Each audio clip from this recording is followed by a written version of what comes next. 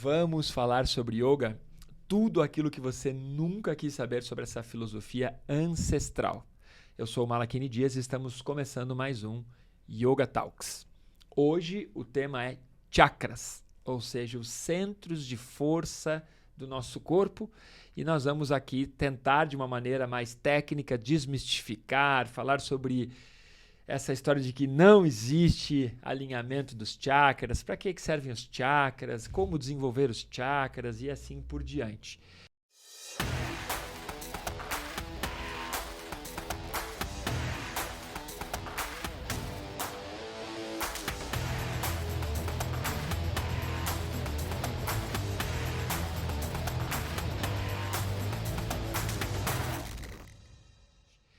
Para esse super tema, que a gente considera um tema muito legal, muito atrativo, muito legal, eu convido o nosso queridíssimo Vilmar Duarte, que é cofundador do podcast, e ele é especialista em soft skills, ou seja, nas habilidades comportamentais. Vilmes, cola. É isso aí, sejam muito bem-vindos. Mais um tema interessante do Yoga Talks, chakras. Nós vamos falar de chakras, que você vai começar a entender que são vórtices de energia, e não é de hoje que isso existe, não é de hoje, não é nada místico, e nós vamos realmente dar umas chineladas eventualmente, vocês vão curtir. Chinelada, a gente podia colocar aquele quadrinho do Havaianas de pau. Aí a Havaiana sai voando. Havaiana faz, Havaiana mostra. Era muito bom isso.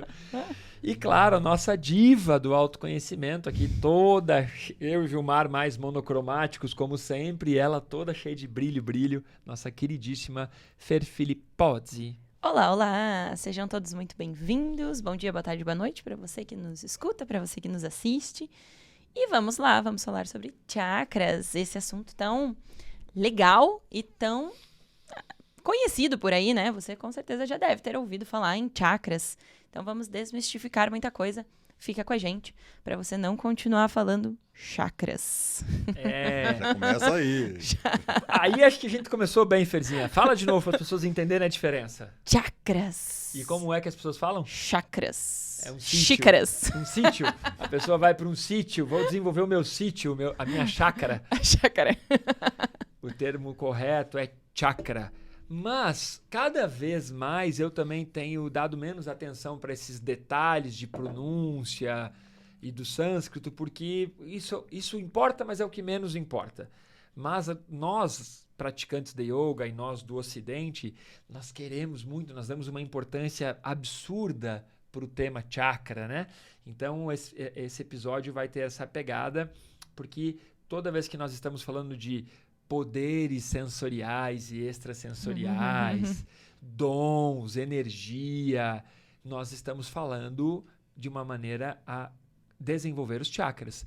Porque para você gerar essa alta performance física, emocional e mental, você precisa desenvolver os seus chakras. E os chakras são o quê, então, Vilmos? O que são os chakras? Os chakras, como eu comecei mencionando, são vórtices de energia nas confluências, como se fossem de rios. Imagina uma confluência de dois rios e onde se forma um redemoinho. Mas aí isso é uma analogia para você entender que os rios são os canais energéticos e onde se formam essas confluências é justamente onde se forma esse redemoinho de energia. Então, depois nós vamos entrar nessa pegada do alinhamento, mas vocês vão entender que justamente a forma como esse redemoinho gira, ele vai te trazer mais poderes ou superpoderes, ele vai desenvolver mais as suas potencialidades, e não tem nada místico nisso, né? Tem algo interessante sobre os chakras, e que existem chakras pelo corpo todo, ou seja, existem vórtices de energia, centros de força pelo corpo todo. Quem faz acupuntura, quem faz alguns tipos de massagem, geralmente a acupuntura, ela vai colocar a agulhinha, talvez essa acupuntura mais ocidental, a visão não seja tão assim, mas a acupuntura mais raiz, mais oriental, ela vai colocar sempre a agulha nos pontinhos de confluência de energia, ou seja, nos chakras, mas nos chakras secundários e terciários, porque aí ela quer fazer um redirecionamento da energia corporal. Às vezes o agulhamento ele é mais localizado, tipo, eu vou agulhar esse ponto aqui para aliviar essa tensão no músculo. Ok. Mas na origem, você vai estudar ali os pontos do corpo, tem a ver com a energia.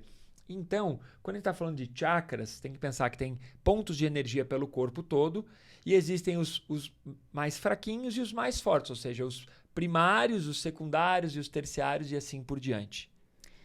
Falando sobre isso, temos 7 principais chakras pelo corpo que eles estão alinhados na nossa coluna vertebral.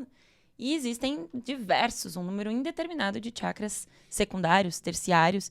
E é muito legal entender isso, porque de cada chakra principal parte ramificações de energia para esses chakras secundários.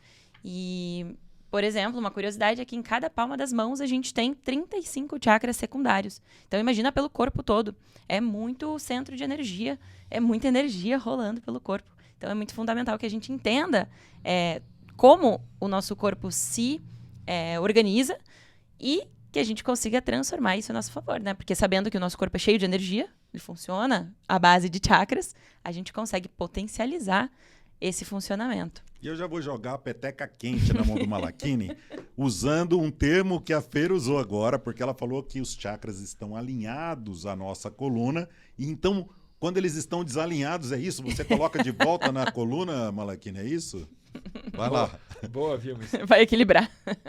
Essa profissão de alinhamento de chakras, né? Vamos nessa, né? Não vamos cair nesse conto, né? Porque mas é polêmico. É polêmico. Os chakras que nós temos no nosso corpo são vórtices de energia. Então, os nossos centros de força, eles vão atuar produzindo um tipo de força ou outro tipo de força. Então, ou nós vamos ter todos os nossos centros de força dinamizados, e como o Vilmar falou, como um vórtice em que a energia ela parte do centro para as extremidades, numa força que é a mesma força que nós usamos quando estamos apertando aquele botãozinho da nossa máquina de lavar roupas, que é o de centrifugar. O que a força centrífuga faz? Ela vai pegar a água que está na roupa e ela vai girar, a máquina vai girar, e a água que está na roupa ela sai da roupa. Esse é o processo de centrifugar. Então, os chakras eles vão atuar desta forma, numa força centrífuga, ou seja, a energia dentro do chakra vai para fora do chakra, ou seja, vai para outras áreas do seu corpo, ou o seu chakra vai trabalhar na energia contrária a essa, que aí a energia vai de fora para dentro do chakra. No trabalho, principalmente do Swastika Yoga e de muitas modalidades de yoga, o desenvolvimento dos chakras é feito nesse formato, de dentro para fora, ou seja, você vai pegar a energia e vai potencializar ela, espalhando ela pelo corpo. Quando a pessoa faz um trabalho de mediunidade, mesmo que ela não saiba, o trabalho é o contrário. A energia de fora é puxada para dentro, por isso que a pessoa tem habilidades mediúnicas. Mas aí daqui a pouco a gente fala mais sobre isso. O que o Vilmar quis dizer sobre alinhar ele na coluna é que a gente tem que pensar no seguinte: didaticamente, como é que eu explico isso? Então é um conceito poético chamar de lótus, de padma e falar que os chakras estão alinhadinhos na coluna é uma forma didática. Mas se você pegar os órgãos da Fer, os órgãos do Vilmar, os órgãos do Malachini, os seus órgãos de quem está nos assistindo pelo YouTube ou de quem está nos escutando pelo Spotify, nós temos os mesmos órgãos, eles estão basicamente numa mesma região, mas não exatamente, tá? O fígado, ele tá ali, mas para algumas pessoas é um pouquinho mais para cima, um pouquinho mais para baixo, é um pouquinho maior, um pouquinho menor. Às vezes pode estar um pouquinho girado. Então, os chakras, eles estão ali basicamente na mesma região para todos os seres humanos, mas talvez um pouquinho mais para cima, um pouquinho mais para baixo, aqui e ali, e eles não estão impecavelmente alinhados na coluna vertebral. Mas é muito comum você comprar uma camiseta de yoga, ter lá o carinha sentado e os chakras perfeitamente alinhados, porque é uma maneira didática. E é por isso que as pessoas falam o alinhamento dos chakras, ou porque eu vou colocar os chakras o chakra tal para girar no sentido horário, o outro chakra para girar no sentido anti-horário. Não. Todos os seus chakras vão estar sempre sendo desenvolvidos no mesmo sentido. Agora durma com um barulho desse. E, a propósito, você percebe que aqui é um podcast educacional, né? Nós temos uma escola voltada para o ensino dessa filosofia. E, como tal, se a maior patrocinadora das educadoras do mundo, que é as Havaianas, quiserem nos patrocinar, estamos abertos a essa. Já que o Malachini trouxe as Havaianas no começo, aí já estamos abertos a isso. Havaianas de pau, é do mundo canibal. Para quem não tem essa referência, vamos falar do mundo canibal. E aí, nós estamos utilizando aqui o Tratado de Yoga, uma parte desse livro, basicamente. Exato, o Tratado de Yoga, do professor De Rose, e uma parte desse livro é esse outro, né, Chakras e Kundalini, também do professor De Rose. E nós podemos trazer outras informações dos chakras. O que é essa energia? Por que chakra, né?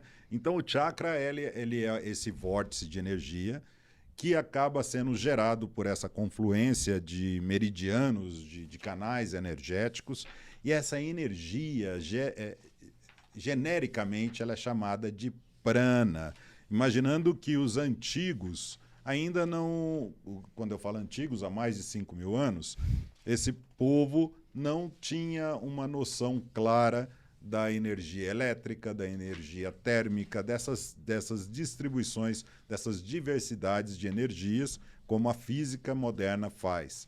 Então, eles chamavam tudo isso, genericamente, de energia. E você percebe, quando você faz uma determinada atividade, pode ser uma atividade física, uma atividade de você parar e pensar em alguma coisa específica, ou quando você topa o dedão na quina da porta, que aquela região aquece. E aí você sente um aquecimento corpóreo.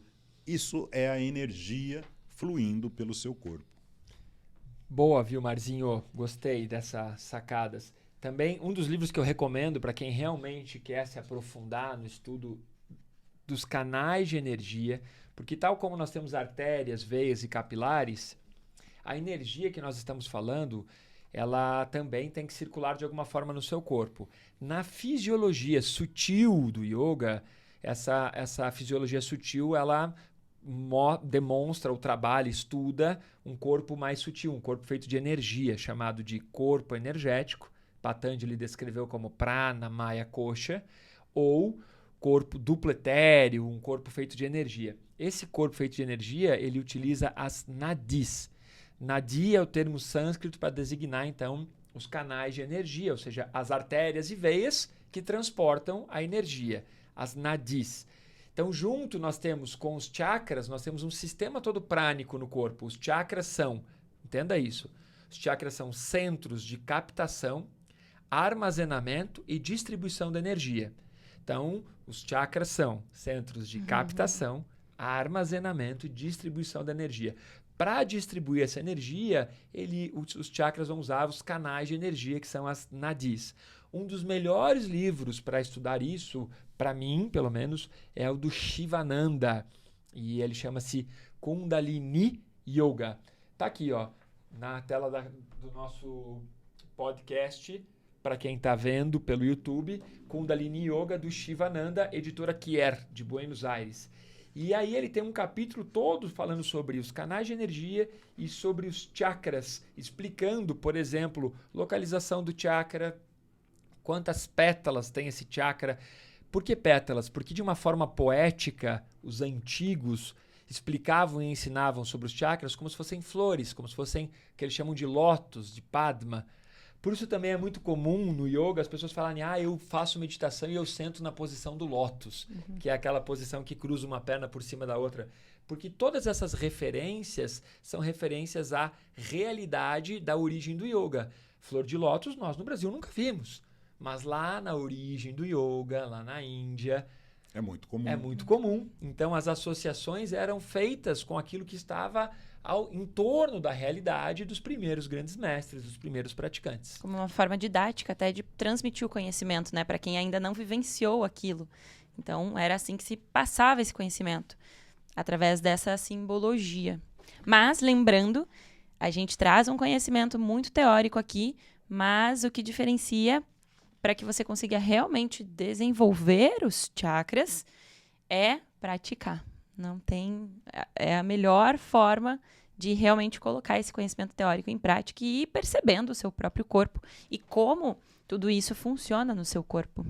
Malakini trouxe a questão da quantidade de pétalas, que é uma analogia, obviamente, mas tem um simbolismo ali que diz que determinado chakra com uma quantidade de pétalas, dali sai uma quantidade de nadis também, né?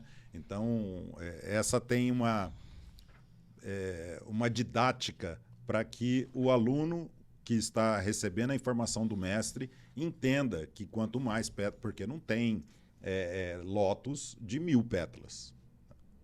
É uma analogia justamente para entender que dali surgem outras nadis. Né? Sim.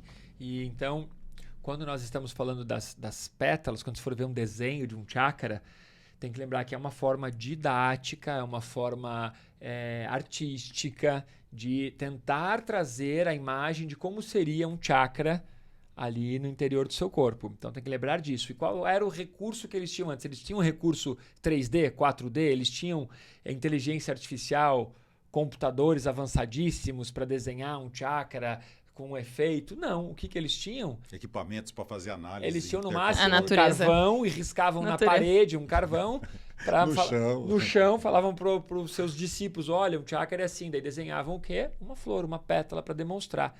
E como os chakras são centros de captação de energia, de distribuição, então imagina um centro de captação de energia, e você pode pensar como um sol que está ali armazenando, mas também está distribuindo.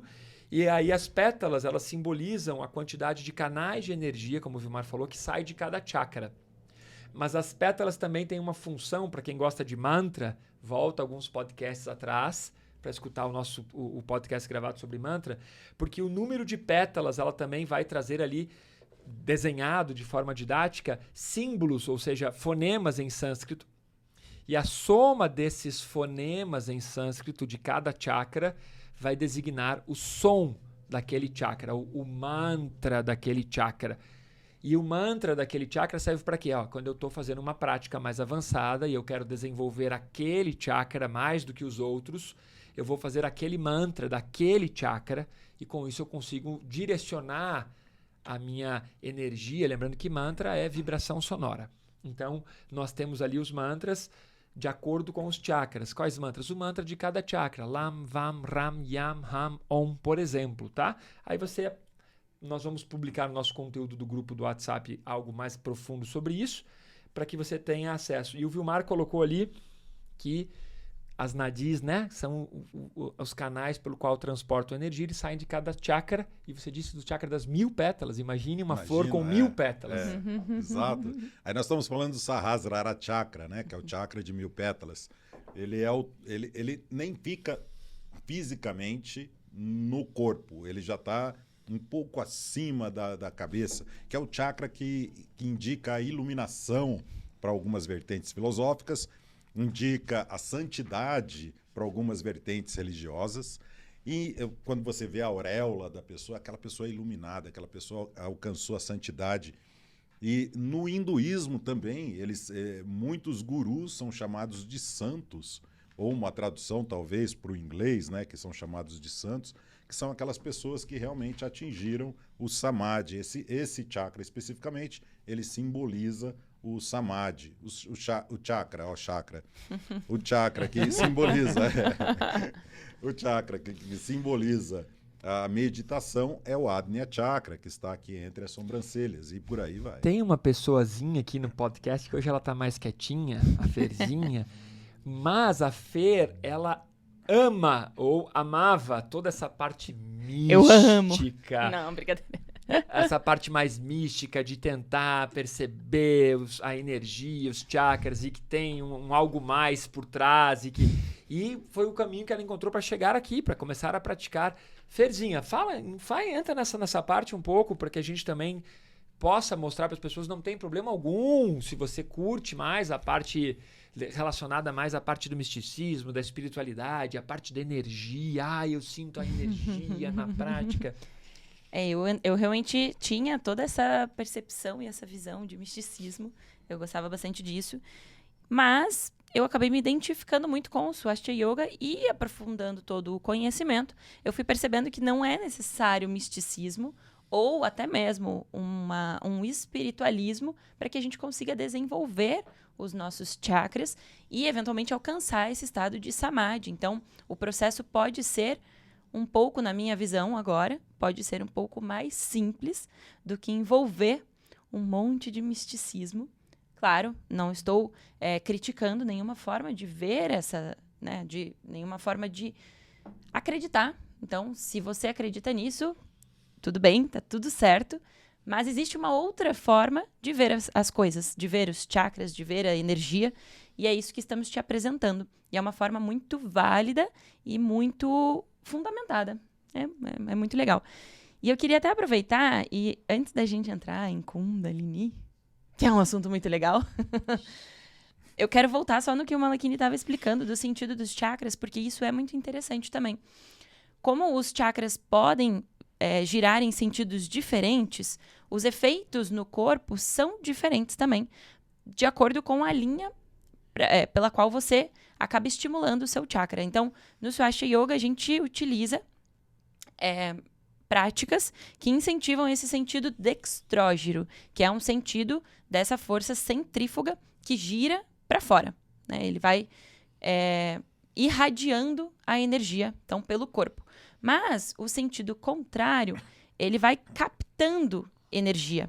Então, isso é muito interessante de ver na prática os efeitos. Então, por exemplo, você já deve ter passado por alguma situação em que você ouviu, ou você mesmo sentiu, que você foi em algum lugar e comenta, nossa, mas esse ambiente está pesado, estou sentindo que eu estou captando energias ruins, voltei triste, pesado. Será que isso existe mesmo? Será que todo mundo sente isso? Isso vai depender do sentido para qual lado o seu chakra está girando. Então, como a gente exerce muito treinamento no Swastika Yoga de fazer os chakras girarem para o sentido dextrógeno, a gente não capta essa energia dos outros, essa energia do ambiente. A gente está irradiando. Estamos irradiando e isso faz com que a gente não sinta esses efeitos. Então, pessoas, por outro lado, que desenvolvem mais a mediunidade, a espiritualidade, elas fazem com que os chakras do corpo girem nesse sentido que capta tudo isso. E aí sim, pode acontecer esse fenômeno de a pessoa achar que está captando essa energia e se sentir mal mesmo. E não é nem que ela está achando, ela realmente está captando. Então, eu gostei muito de você lembrar dessa forma de explicar, porque provavelmente você tem alguém que sempre conhece alguém e fala, nossa, mas eu vou lá e volto cansado, eu vou lá naquele lugar e sinto o ambiente pesado. E o contrário acontece também. Você chega no lugar e às vezes a pessoa fala, sempre que a Fer vem aqui é tão legal, né? Ela é tão alto astral, ela traz energia. Por quê? Porque ela está fazendo um trabalho de desenvolvimento energético, de expansão da energia. Então, uma pessoa vai e fala, nossa, esse ambiente está legal. Você vai e fala, não percebi nada. Pelo contrário, quem estava no ambiente, nossa, quando a Fer vem, o negócio brilha. Por isso que a gente chama de brilho. Ela traz energia, traz alegria, porque é isso, ou você está absorvendo, ou você está expandindo, transmitindo energia. E essa energia é o que os sábios da antiguidade chamaram de prana. O Vilmar comentou no início do podcast, se eu me recordo bem, se eu estava atento ao que ele estava dizendo, que a forma que os sábios da antiguidade, os mestres ancestrais, eles não tinham o conceito de energia tal como nós temos hoje. Hoje nós temos aí uma quantidade de tipos de energia elétrica, energia atômica, energia térmica, estática. Nós temos um conceito de energia que os sábios da antiguidade não tinham. Então, mas eles perceberam pela autoobservação, pelas práticas de yoga, de meditação, que existia uma energia regendo o corpo. Então, eles deram a essa energia o nome de prana. E não só isso, eles, pelo processo de autoobservação, eles foram dividindo essa energia em tipos de energia. Então, nós temos como catalogar o prana através de 5 tipos de prana. Isso é muito legal. São chamados de subpranas. Prana, apana, vyana, samana e udana. São 5 tipos de prana que vão atuar no seu corpo. É a mesma energia, olha que interessante. Só que o autoconhecimento, a meditação, o autoestudo, imagine os mestres ancestrais, eles só faziam isso da vida. Eles ficavam só vivenciando e testando e percebendo. Então, o yoga de hoje em dia que nós praticamos é uma sistematização, praticamente todos os tipos de yoga que existem hoje, eles são foram organizados de uma maneira a viabilizar praticar yoga na realidade atual. Porque o yoga de antigamente era, vai lá, entra pro ashram, você entra para uma escola e vai morar lá dentro. Você só vai fazer isso da vida. Então, o tempo que se tinha de prática, de autoestudo, de autoobservação, também viabiliza outras percepções mais profundas. Então, quando eles dividiram o prana em 5 subpranas, era percebendo que, olha, não é que você está sem prana, não é que você está sem energia, sem disposição. Você está com carência desse tipo de energia. Por isso que, por exemplo, você não está conseguindo dormir bem. Ou por isso que os seus intestinos não funcionam tão bem. Então é legal porque você começa a perceber que existe uma energia que rege todo o seu corpo, mas eles dividiram essa energia em 5 subpranas. Nós vamos colocar mais sobre isso no nosso grupo do Whats. Fica ligado. Essa energia, ela movimenta, como a Fer falou, de você trabalhar os seus chakras, trabalhar a sua energia para ela espargir, ela funciona quando você a desenvolve. A ideia é do autoconhecimento, é você se autodesenvolver e não desenvolver um ambiente. Por isso não é ao contrário, né? Não é para percepção da energia que vem de fora. Quando você começa a fazer esse desenvolvimento, isso serve até de proteção para você. Você não fica sujeito a um ambiente pesado ou a mandinga de alguém que fez para você, porque você está espargindo. Isso aí funciona também como um escudo. Mas a energia propriamente dita corpórea, ela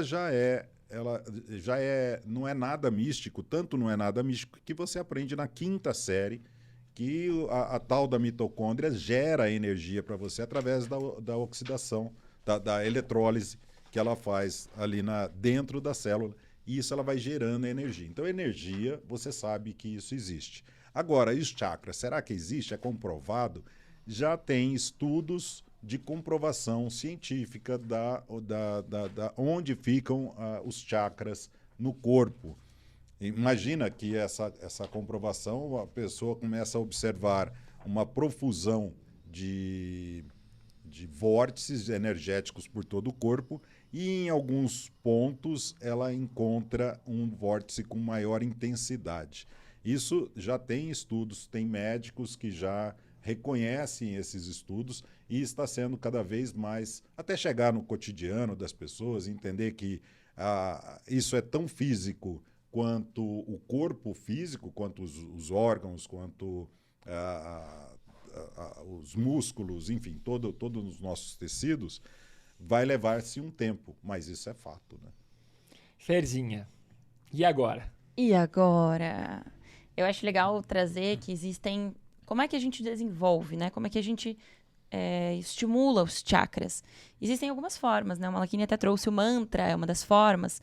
Massageamento é uma das formas também. Então, ficar ou massageando, ou friccionando a região, ou fazendo uma percussão. Calor também é uma forma de desenvolvimento externo. Mas tudo isso é um pouco menos poderoso do que o desenvolvimento interno.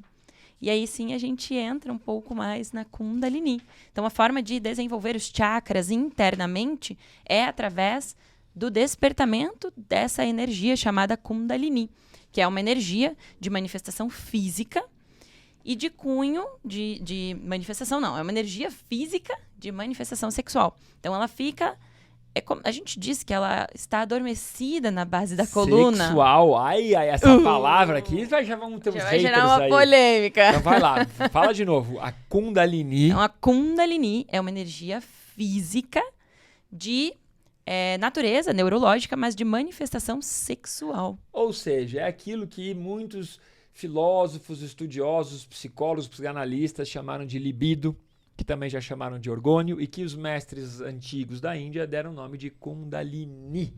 O ideal é pronunciar esse I mais forte, mas aqui no Brasil a gente tem muitas escolas e muitas linhas que chamam de Kundalini. Kundalini é uma forma considerada menos correta de pronunciar do que Kundalini, porque o I na tônica final designa que é um termo feminino. E por que isso é importante? Porque na estrutura do yoga, no sânscrito e em todo o desenvolvimento energético, isso leva a uma interpretação, uma verificação de que é de polaridade negativa.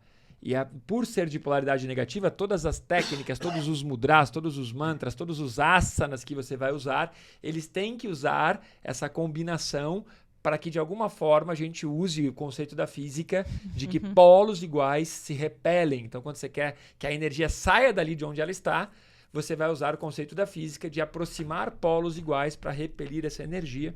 Afinal, negativo com negativo dá positivo. Negativo com negativo faz a energia subir. Aí você vai repelir a energia. E como nós queremos que a energia suba. Antes de entrar no tema Kundalini, porque a gente quer que você fique até o fim, é por isso...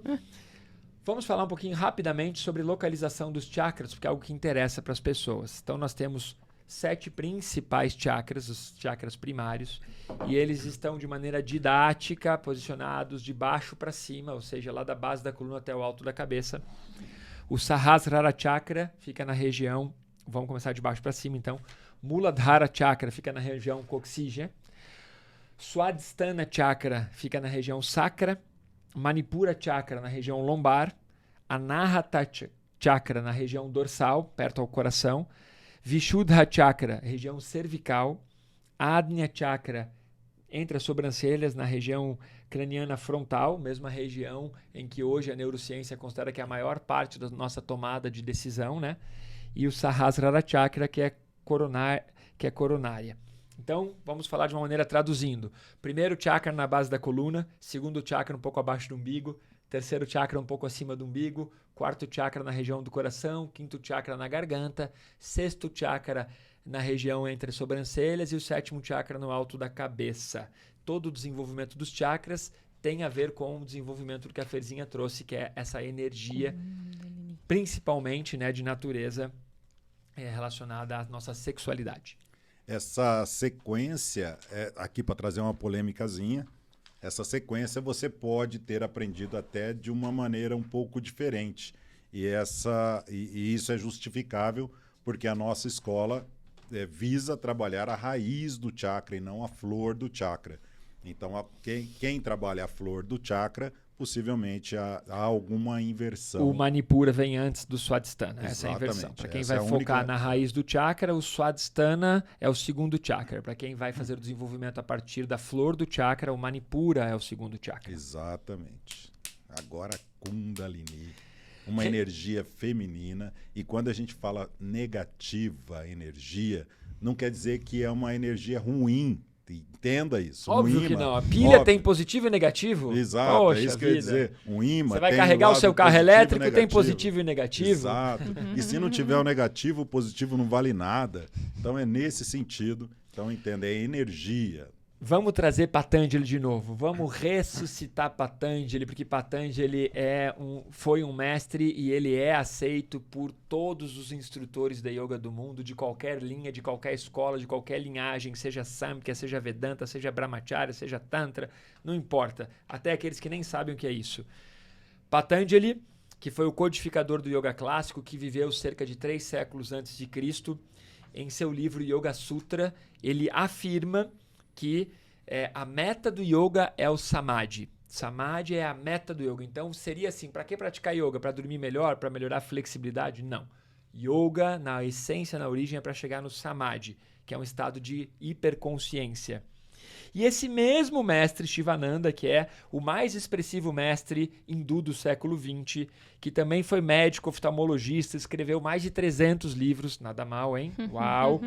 Em seu livro sobre yoga, ele afirma o seguinte, que nenhum samadhi, ou seja, nenhuma expansão da consciência, é possível sem despertar a Kundalini. Então, para isso que serve o desenvolvimento dos chakras, para você criar uma possibilidade real, energética, ou seja, você precisa ter, vamos trazer para termos do cotidiano, você precisa ter um superávit energético para que você altere o seu estado de consciência de uma forma em que você saia daquilo que é uma lucidez tradicional por um estado de superconsciência para depois ir para um estado de hiperconsciência. Então não há como você, com a energia básica que você trabalha, você conseguir, para qualquer coisa que você vá aprimorar, você precisa de mais energia, mais conhecimento e assim por diante. Então, para despertar esse estado de consciência chamado de Samadhi, você precisa despertar a Kundalini. Isso não é o Malakini que está dizendo, é o Shivananda, o mestre mais conceituado da história do yoga. Patanjali. Não. Quem eu disse? Shivananda. Shivananda? Não, Shivananda foi o cara que escreveu isso no seu livro, dizendo que nenhum Samadhi é possível sem Kundalini. Shivananda que escreveu 300 livros. Então, vamos corrigir a história toda. Vamos melhorar a explicação. Patanjali escreveu no seu livro que a meta do yoga é o Samadhi. E Shivananda, que é um dos mestres mais conceituados do século XX, Então estava certo. isso, disse em seu livro que nenhum Samadhi é possível sem a Kundalini. Então, é legal porque o Shivananda confirmou o que Patanjali disse. Muito legal. Muito legal. Super. Você começa a perceber isso no seu dia a dia. Você acorda, vai trabalhar, você tem os seus horários para tomar o café da manhã, almoçar, jantar, fazer as refeições, e você tem uma energia, uma quantidade de energia, que quando você chega no final do dia, se você tem uma energia maior, você vai transar, você vai ler um livro, você vai preparar o jantar, enfim. Quando você não tem tanta energia, você chega do trabalho já exausto, esgotado, e você vai ligar a televisão, desperdiçar um pouco mais de energia, e aí você dorme e você acorda cansado. Você começa, aí você quer colocar, sei lá, você está numa vida sedentária, você quer colocar academia ali. Aí você tem que melhorar a sua energia. E aí só que você percebe que você não tem aquela energia toda na academia, não está dando resultado, você vai procurar o quê? Um nutricionista, onde você vai aprender a desenvolver, a assimilar um pouco mais de energia, tirando alimentos que roubam a tua energia e colocando alimentos que te dão mais energia. Na nossa prática, você aprende a fazer isso além da própria alimentação, que você vai buscar um especialista nesse sentido. Você aprende a captar energia através do Anga, da respiração, né? O quarto Anga, que nós explicamos isso alguns episódios para trás. Então, você capta energia numa técnica respiratória, isso vai aprimorando, vai aumentando essa energia na Kundalini, e depois essa Kundalini vai sendo despertada. E você não precisa ter medo disso. Tem gente que fala, nossa, se eu despertar a Kundalini, como é que vai ser quando eu alcançar a iluminação? Isso é gradativo, é muito gradual. E você tem algumas válvulas para te proteger, para não dar nenhum tipo de problema nesse desenvolvimento.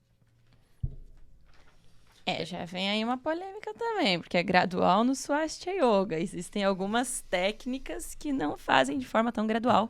E isso daí pode ser um pouco prejudicial, porque o corpo não está preparado para esse acréscimo, esse plus de energia fluindo aí pelos chakras, né? Pelas nadis.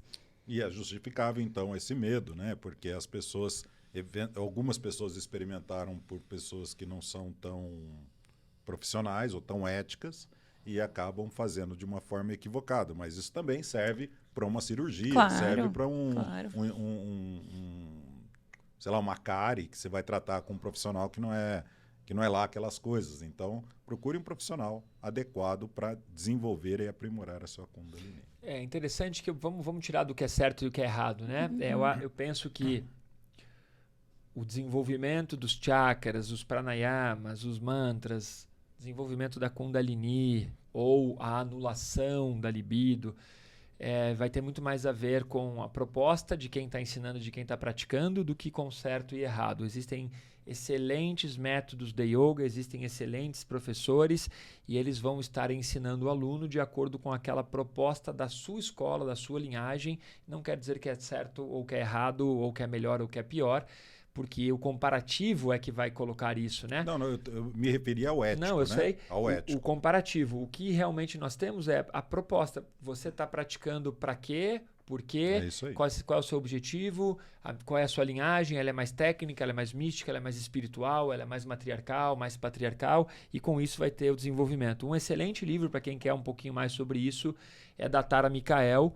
O livro chama-se O Yoga, e nesse livro ela comenta lá que o Hatha Yoga mais antigo, mais ancestral, não esse Hatha Yoga mais moderno, que nós vemos muito em academias e tudo, mas no livro ela diz o seguinte, que o Hatha Yoga é uma das formas rápidas e aceleradas de despertar a Kundalini, porque ele usa uma via mais, como o Vilmar falou, mais forçada e menos metabolizável, tá? Então, quem está dizendo isso, essa referência também, Tara Michael, no livro Yoga, tem muito conteúdo para estudar, tem muita coisa para aprimorar sobre isso, e muito provavelmente existem também escolas especializadas nessa vertente chamada Kundalini Yoga, e eles também têm as suas explicações, as suas maneiras de trabalhar e de despertar essa energia, que é uma energia poderosíssima e que ajuda muito na questão da libido.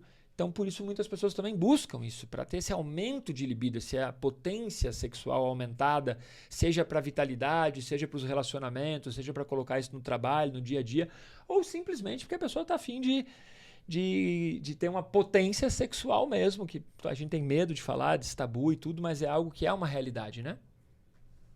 É isso. E com isso encerramos o nosso episódio. Curta, comente, compartilhe e comente principalmente a forma como, se você trabalha com alguma vertente de yoga, com alguma vertente de desenvolvimento de chakras e Kundalini.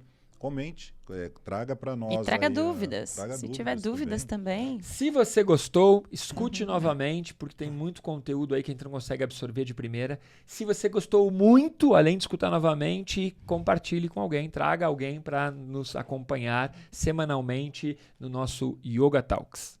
É isso aí. É isso aí. Um abraço. Até.